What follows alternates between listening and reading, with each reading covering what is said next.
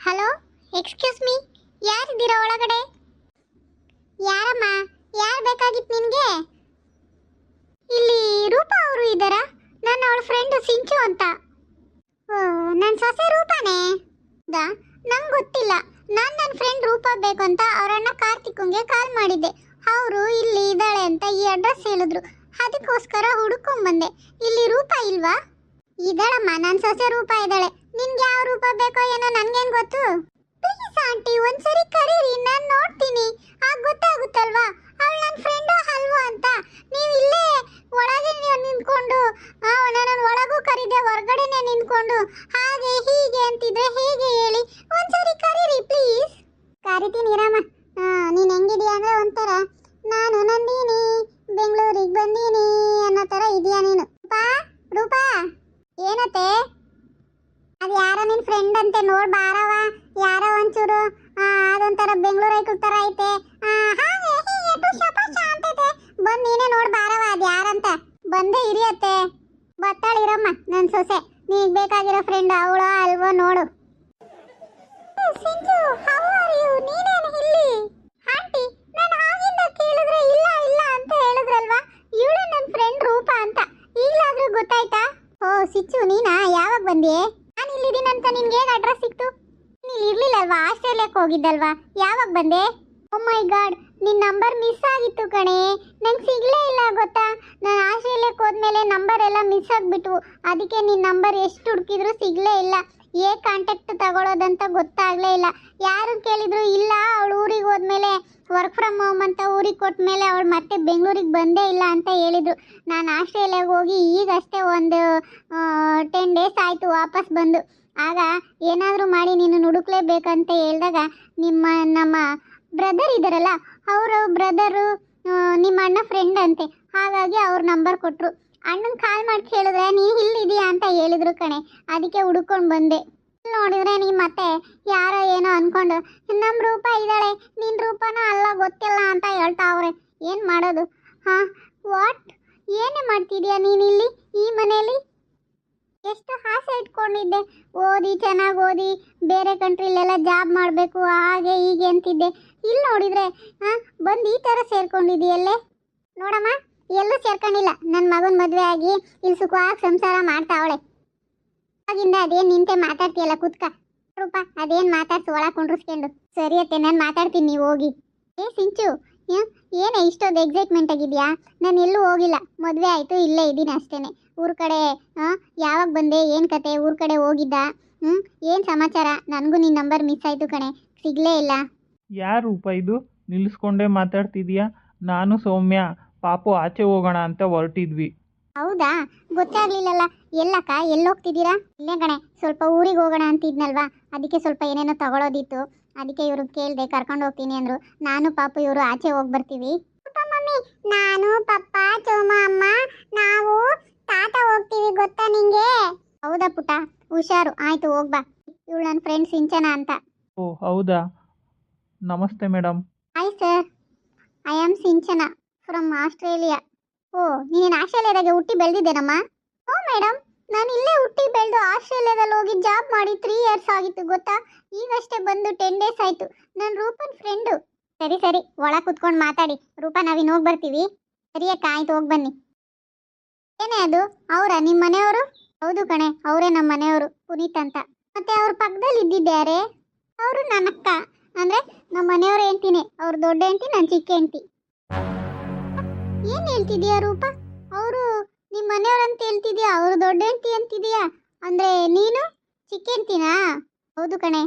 ಓ ಮೈ god, ಏನೇ ಆಗಿತ್ತು ನಿನಗೆ 2ನೇ ಮದುವೆ ಆಗೋಂಥದ್ದು? ಅದು ಈ ಹಳ್ಳಿಲಿ ಇದ್ಕೊಂಡಿದೆಯಲ್ಲ, ಬೆಂಗಳೂರಲ್ಲಿ ಇರಬೇಕು, ಫಾರಿನ್ಗೆ ಹೋಗ್ಬೇಕು ಅಂತ ಎಷ್ಟೆಲ್ಲ ಆಸೆ ಕಟ್ಕೊಂಡಿದ್ದೆ. ಯಾಕೆ, ಏನೇ ಆಯಿತು 2ನೇ ಮದುವೆ ಆಗೋಂಥದ್ದು? ಈಗ ಇಷ್ಟಕ್ಕ ಮಗು ಯಾರ್ದು?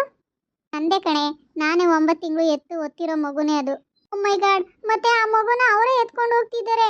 ನಿನ್ಗೂ ಅದಕ್ಕೂ ಏನು ಸಂಬಂಧ ಇಲ್ಲದೆ ಇರೋ ಥರ ಇದೆಯಲ್ಲೇ. ಏನೇ ನಡೀತಿದೆ ಇಲ್ಲಿ? ನನಗಂತೂ ತಲೆ ಕೆಟ್ಟು ಹೋಗ್ತಿದೆ.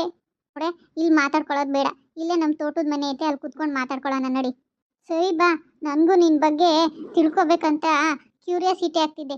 ಏನು ನಿನ್ನ ಜೀವನ ಹೆಂಗಿರಬೇಕು, ಹೆಂಗೆಲ್ಲ ಇರಬೇಕಂತ ಕನಸ್ಕೊಂಡಿದ್ದಲ್ಲೇನೆ ಇದೇನೆ ಈ ಥರ ಮಾಡ್ಕೊಂಡಿದ್ಯಾ? ಹೋಗಿ ಹೋಗಿ ಎರಡನೇ ಮದುವೆ ಆಗಿದೆಯಾ, ಅದು ನಿಂದೇ ಪಾಪು ಅಂತಿದೆ. ಅವ್ರು ಯಾರೋ ಎತ್ಕೊಂಡು ಹೋಗ್ತಾನೆ ಇದ್ದಾರೆ. ಹಾಂ, ಏನಾಗಿದೆಯಾ ನಿನಗೆ? ನಿನ್ನ ಕನಸು ಆಸೆಗಳೆಲ್ಲ ನುಚ್ಚು ನೂರಾಯ್ತಾ? ಬಂದಿಡಿ ಹಳ್ಳಿಗಿಲ್ಲೇ ಸೇರ್ಕೊಂಡ್ಬಿಟ್ಟು ಹಳ್ಳಿ ಹುಡುಗಿ ಥರ ಇದೆಯಾ? ಹೋಗ್ತಾ ಮಾತಾಡೋಣ ನಡಿಗೆ. ಇದೇ ನೋಡಿ ನಮ್ಮ ತೋಟದ ಮನೆ, ಚೆನ್ನಾಗಿದೆಯಾ? ಸೂಪರ್ ಆಗಿದೆಯಾ ಕಣೆ, ತುಂಬ ಚೆನ್ನಾಗಿದೆ ಮನೆ ಎಲ್ಲನ. ಹೋಗಿ ಹೋಗಿ ಎರಡನೇ ಮದುವೆ, ಸೆಕೆಂಡ್ ಹ್ಯಾಂಡ್ ಮದುವೆ ಆಗಿದೆಯಲ್ಲೇ, ನಿನ್ಗೇನೇ ಆಗಿತ್ತು? ನೀನು ಓದಿರೋದಕ್ಕೆ, ನಿನ್ಗಿರೋ ಆಟಿಟ್ಯೂಡ್ಗೆ ನೀನು ಯಾವ ಲೆವೆಲಲ್ಲಿ ಇರಬೇಕಿತ್ತು? ಹೋಗಿ ಹೋಗಿ ಈ ಹಳ್ಳಿಲಿದೆಯಲ್ಲೇ, ಯಾಕೆ ಏನಾಯ್ತೆ? ಹೇಳಿ ನಿನ್ನ ಕತೆ ಏನು ಅಂತ, ಯಾಕೆ ಇಲ್ಲಿ ಬಂದು ಸೇರ್ಕೊಂಡಿದ್ಯಾ ಅಂತ. ನನಗಂತೂ ಆವಾಗಿಂದ ತಲೆ ಬಿಸಿ ಆಗ್ತಿದೆ. ಅದೇನು ಫಸ್ಟ್ ಹೇಳು. ಅವ್ರು ದೊಡ್ಡಕ್ಕನೇ ಕಣೆ, ಅವರೇ ಮೊದಲನೇ ಹೆಂಡ್ತಿ, ನಾನೇ ಎರಡನೇ ಹೆಂಡ್ತಿ. ನಾನೇ ಇಷ್ಟಪಟ್ಟು ಅವ್ರನ್ನ ಮದುವೆ ಆಗಿದ್ದು. ಅವ್ರೇನು ನನ್ನನ್ನು ಮದುವೆ ಆಗ್ಬೇಕಂತ ಅವ್ರೇನು ಇಷ್ಟಪಟ್ಟು ನಾನು ಹಿಂದೆ ಬಿದ್ದಿರಲಿಲ್ಲ. ಮನೆಯವರೆಲ್ಲರೂ ಅವರಿಗೆ ದೊಡ್ಡ ಹೆಂಡ್ತಿಗೆ ಮಕ್ಕಳಾಗಲ್ಲ ಅಂತ ಹೇಳಿ ಮತ್ತೆ ಅವ್ರಿಗೆ ಹುಷಾರು ಇರಲಿಲ್ಲ ಕಣೆ, ತುಂಬ ಸೀರಿಯಸ್ ಆಗಿತ್ತು. ಜರ್ಮನಿಗೆ ಕರ್ಕೊಂಡೋಗಿ ಒಂದು 6-7 ತಿಂಗಳು ಅಲ್ಲೇ ಇದ್ದು ಟ್ರೀಟ್ಮೆಂಟ್ ಎಲ್ಲ ಕೊಡಿಸ್ಕೊಂಡು ತುಂಬ ಕಷ್ಟಪಟ್ವಿ ಕಣೆ. ಈಗ 2 ವರ್ಷ ಆಯಿತು ಕಣೆ. ಅಕ್ಕಂಗೆ ಟ್ರೀಟ್ಮೆಂಟಿಗೋಸ್ಕರ ಜಮೀನೆಲ್ಲ ಮಾರಿದ್ರು ನಮ್ಮ ಮಾವ. ಅದನ್ನೆಲ್ಲ ಉಳಿಸ್ಕೊಂಡು ಮತ್ತೆ ದುಡ್ಕೊಂಡು ಈಗ ಒಂದು ಸಣ್ಣ ಫ್ಯಾಕ್ಟ್ರಿ ಥರ ಶುರು ಮಾಡಿದ್ದಾರೆ ಕಣೆ. ಇಲ್ಲೇ ಹಳ್ಳಿಲಿ ಓದಿರೋರಿಗೆ ಬೆಂಗಳೂರು ಅಂತ ಹೋಗ್ತಾರಲ್ವ, ಇಲ್ಲೇ ಯಾಕೆ ಅವರಿಗೆ ಉದ್ಯೋಗ ಕೊಡಬಾರ್ದಂತ ನಮ್ಮ ಮನೆಯವರು ಒಂದು ಚಿಕ್ಕದಾಗೆ ಪುಟ್ಟದಾಗೆ ಫ್ಯಾಕ್ಟ್ರಿ ಶುರು ಮಾಡಿದ್ದಾರೆ ಕಣೆ. ಹಾಗಾಗಿ ಅದೆಲ್ಲನೂ ವ್ಯವಸಾಯಕ್ಕೆ ಸಂಬಂಧಪಟ್ಟಿದ್ದೆ. ಅಲ್ಲೇ ಸ್ವಲ್ಪ ಜಾಬ್ ಕೊಟ್ಟು ಕೆಲಸಕ್ಕೆ ಇಟ್ಕೊಂಡಿದ್ದಾರೆ. ಅದರಿಂದ ಕೆಲಸನೂ ಆಗುತ್ತೆ. ನನಗೂ ಇಷ್ಟ ಆಯಿತು. ಮನೇಲೂ ಎಲ್ಲರೂ ಫೋರ್ಸ್ ಮಾಡ್ತಿದ್ರು ಬೇರೆ ಮದುವೆ ಮಾಡ್ಕೊ ಅಂತ. ಹಾಗಾಗಿ ಸ್ವಲ್ಪ ಗೊತ್ತಿರೋರೆ, ಹಾಗಾಗಿ ಹಿಂಗೆ ಹೆಂಗೆಂಗೋ ಕನೆಕ್ಷನ್ ಆಗಿ ಮದುವೆ ಆಗೋಯ್ತು ಕಣೆ ಅಷ್ಟೇ. ನೀನು ಈ ಥರ ಎರಡನೇ ಮದುವೆ ಆಗಿರೋದು ನನಗೇನೋ ಸರಿ ಕಾಣಲಿಲ್ಲಪ್ಪ. ಒಂದು ವೇಳೆ ನಿಮ್ಮ ಮಕ್ಕಳಿಗೆ ಮಕ್ಕಳಾದರೆ ಏನು ಮಾಡ್ತೀಯೇ? ಇಲ್ಲ ಕಣೆ, ಅವ್ರಿಗೆ ಮಕ್ಕಳಾಗೋ ಚಾನ್ಸಸ್ಸೇ ಇಲ್ಲ ಅಂತ. ಅವ್ರು ಉಳಿದಿದ್ದೇ ಹೆಚ್ಚು. ಅವರು ತುಂಬ ದಿನ ಮುಚ್ಚಿಟ್ಟಿದ್ರು. ನಾನು ಇರಲ್ಲ ಅಂತ ಹೇಳಿ ನಮ್ಮ ಅಕ್ಕನೇ ಮುಂದೆ ನಿಂತ್ಕೊಂಡು ನನಗೂ ಪುನೀತ್ ಅವ್ರಿಗೂ ಮದುವೆ ಮಾಡಿದ್ದು ಗೊತ್ತಾ. ನಾನು ಇರ್ತೀನೋ ಇಲ್ವೋ, ಮತ್ತು ಅವ್ರು ಒಬ್ಬಂಟಿ ಆಗ್ತಾರಂತ ಇಬ್ಬರಿಗೂ ಮದುವೆ ಮಾಡಿದ್ದು ಅವರೇನೆ. ಹೀಗಿರುವಾಗ ನಾನು ಏನೇ ಮಾಡಲಿ ಹೇಳು? ಅಂದರೆ ನಿಮ್ಮ ಅಕ್ಕನೇ ನಾನು ಇರಲ್ಲ ಸಾಯ್ತೀನಿ ಅಂತ ಮುಂದೆ ನಿಂತ್ಕೊಂಡು ಮದುವೆ ಮಾಡಿದ್ಲು. ಇವಾಗ ಸಾಯಲೂ ಇಲ್ಲ ಏನೂ ಇಲ್ಲ. ಇವಾಗ ನಿನ್ಗೆ ಅನ್ಯಾಯ ಆಗ್ತಿಲ್ವೇನೆ? ಏನೇ ಸಿಂಚು ಆ ಥರ ಮಾತಾಡ್ತೀಯ? ಸಾಯೋ ಮಾತೆಲ್ಲ ಯಾಕೆ? ನಮ್ಮ ಅಕ್ಕ ನನ್ನ ಚೆನ್ನಾಗೇ ನೋಡ್ಕೋತಾರೆ. ಆ ಥರ ಎಲ್ಲ ಮಾತಾಡಬೇಡ. ಸಾಯೋವ್ರನ್ನ ಎಷ್ಟು ಕಷ್ಟಪಟ್ಟು ನಾನು ನಮ್ಮ ಮನೆಯವರು ಉಳಿಸ್ಕೊಂಡಿದ್ದೀನಿ. ಅಕ್ಕ ಇನ್ನು ನನ್ನನ್ನು ಆ ಥರ ನೋಡ್ತಿಲ್ಲ ಕಣೆ. ನೀನು ಆ ಥರ ಎಲ್ಲ ಯೋಚನೆ ಮಾಡಬೇಡ, ನಂಗೆ ಕೋಪ ಬರುತ್ತೆ ನೋಡು ಅಷ್ಟೇ. ಓ ಮೈ ಗಾಡ್, ಆ ಥರ ಅಲ್ವೇ ನಾನು ಹೇಳಿದ್ದು? ನಿನ್ನ ಲೈಫ್ ಹಾಳು ಮಾಡಿಕೊಂಡು ಬೇರೆಯವ್ರಿಗೋಸ್ಕರ ಜೀವನದಲ್ಲಿ ಉದ್ಧಾರ ಮಾಡೋಕ್ಕೋಸ್ಕರ ನೀನು ಯಾಕೆ ಅವ್ರ ಲೈಫಿಗೆ ಹೋದೆ? ನಿನ್ನಂಥವಳು ಯಾರೋ ಒಬ್ಬರು ಸಿಗೋಳು, ನೀನೇ ಆಗಬೇಕಿತ್ತಾ? ನೀನು ಎಷ್ಟು ಆಸೆ ಕಟ್ಕೊಂಡಿದ್ದೆ, ಫಾರಿನ್ಗೆ ಹೋಗಬೇಕು, ಹಾಗೆ ಹೀಗೆ ಅಲ್ಲೇ ದುಡಿಬೇಕು, ಚೆನ್ನಾಗಿ ಸೆಟ್ಲ್ ಆಗಬೇಕು ಅಂತ. ಹೋಗಿ ಹೋಗಿ ಎರಡನೇ ಸೆಕೆಂಡ್ ಹ್ಯಾಂಡ್ ಮದುವೆ ಆಗಿದೆಯಲ್ಲೇ. ನನಗೆ ಗೊತ್ತಲ್ವಾ ನಿನ್ನ ಕ್ಯಾರೆಕ್ಟರ್ ಯಾವ ಥರ, ನಿನ್ನ ಇಷ್ಟ ಕಷ್ಟಗಳು ಏನು ಅಂತ. ಅದಕ್ಕೆ ಕೇಳ್ತೀನಪ್ಪ, ಕೋಪ ಯಾಕೆ ಮಾಡ್ಕೋತಿದ್ಯಾ? ಕೋಪ ಏನಿಲ್ಲ ಕಣೆ, ನೀನು ಮಾತಾಡೋದು ಕೇಳಿದ್ರೆ ಹಾಗೆ ಇರುತ್ತೆ. ಅಕ್ಕ ಸತ್ತೋಗ್ಬೇಕಂತ ನಾನು ಯಾವತ್ತೂ ಅಂದ್ಕೊಂಡಿಲ್ಲ. ಅವ್ರನ್ನ ಬದುಕ್ಸೋಕ್ಕೆ ನಾನು ನಮ್ಮ ಮನೆಯವರು ತುಂಬ ಕಷ್ಟಪಟ್ಟಿದ್ದೀವಿ. ಅದಕ್ಕೆ ಈಗ ನನ್ನ ಮಗಳು ಸಮೇತ ಅವ್ರ ಹತ್ರನೇ ಬೆಳೀತಾ ಇದ್ರು ನನಗೇನು ಫೀಲ್ ಆಗ್ತಿಲ್ಲ. ಅಕ್ಕಂಗೆ ಮಕ್ಕಳಾಗಲ್ಲಲ್ವಾ, ಸೊ ನನ್ನ ಮಗಳೇನೆ ಅವ್ರ ಮಗಳು ಅಂತ ತಿಳ್ಕೊಂಡು ತುಂಬ ಚೆನ್ನಾಗಿ ಸಾಕ್ತಿದ್ದಾರೆ. ಸರಿ ಹೋಯ್ತು, ಜೀವನದಲ್ಲಿ ಎಲ್ಲ ತ್ಯಾಗ ಮಾಡೋಕ್ಕೆ ಹೊರಟಿದ್ಯಾ ಅನ್ನು. ಈ ಕಡೆ ಎರಡನೇ ಹೆಂಡ್ತಿ ಅನ್ನೋ ಪಟ್ಟ, ಮಗು ಆದ್ರೂ ಅಮ್ಮ ಅನ್ನಿಸ್ಕೊಳಂಗಿಲ್ಲ, ಅವ್ರನ್ನೇ ಅಮ್ಮ ಅಮ್ಮ ಅಂದ್ಕೊಂಡು ಓಡಾಡ್ತಿದೆ. ನಿನ್ನ ಹತ್ರ ಇನ್ನೇನು ಇರೋದು ಇಲ್ಲ ಅಂತೀಯ. ಬರೀ ಅವರೇ ಎತ್ಕೊಂಡು ಓಡಾಡ್ತಿರ್ತಾರೆ, ಅವರೇ ಸಾಕ್ತಾರೆ. ಹೀಗೆ ತ್ಯಾಗ ಮಾಡ್ತಾನೇ ಇರು. ನಿನ್ಗಂತ ಆಸೆ ಇರಲ್ವೇನೆ ಜೀವನದಲ್ಲಿ?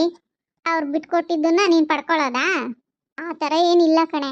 ನಾನು ಇಷ್ಟಪಟ್ಟೆ ಅಲ್ವಾ ಬಂದಿದ್ದು. ಅಕ್ಕ ನಮ್ಮಿಬ್ಬರನ್ನು ಒಂದು ಮಾಡಬೇಕಂತ ತುಂಬ ಪ್ರಯತ್ನ ಪಟ್ಟು ಮದುವೆ ಮಾಡಿರೋದು ಕಣೆ. ಆಮೇಲೆ ಮದುವೆ ಆದಮೇಲೆ ಸ್ವಲ್ಪ ದಿನ ಹಾಗೆ ಹೀಗೆ ಇತ್ತು. ಈಗ ಅವ್ರನ್ನ ನಾನು ಪ್ರೀತಿಸ್ತಿದ್ದೀನಿ, ನನ್ನನ್ನು ಅವರು ಪ್ರೀತಿಸ್ತಿದ್ದಾರೆ. ಹಾಗಂತ ಹೇಳಿ ನಾನು ಒಬ್ಬಳೇ ಅವ್ರಿಗೆ ಹೆಚ್ಚಂತಲ್ಲ. ಅಕ್ಕನೂ ಹೆಚ್ಚೆ, ಮಗಳು ಹೆಚ್ಚೆ, ಮೂವರನ್ನೂ ಒಂದೇ ಸಮನೆ ನೋಡ್ಕೋತಾರೆ ಕಣೆ. ನನಗೂ ಅಕ್ಕಂಗೂ ಯಾವುದರಲ್ಲಿ ಭೇದ ಭಾವ ಅಂತೇನು ಮಾಡ್ತಿಲ್ಲ. ಚೆನ್ನಾಗೇ ಇದ್ದೀವಿ ನಾವೀಗ.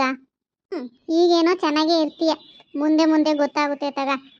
ಈಗ ಇರೋ ಒಬ್ಬ ಮಗಳನ್ನೇ ನಿನಗೆ ಕೊಡ್ತಿಲ್ಲ, ಇನ್ನು ಯಾವಾಗ ಅವಳನ್ನೇ ಅಮ್ಮ ಅಮ್ಮ ಅಂತಿದ್ರೆ ನೀನೇ ಮಲ್ತಾಯಿ ಥರ ಆಗ್ಬಿಡ್ತೀಯನೋ ಮುಂದೆ ನಿನ್ನ ಮಗಳ ದೃಷ್ಟಿಲಿ. ನೋಡೋಣ ಬಿಡೆ, ಯಾಕೆ ನಿನ್ನ ಬಗ್ಗೆ ನನ್ನ ಬಗ್ಗೆ ಅಷ್ಟೊಂದು ಫೀಲ್ ಆಗ್ತಿದ್ಯಾ? ನನಗೇನು ಆ ಥರ ಭಾವನೆಗಳಿಲ್ಲ. ನಮ್ಮ ಮನೆಯವರು ಒಳ್ಳೆಯವರೇ, ಅಕ್ಕನೂ ಒಳ್ಳೆಯವರೇ.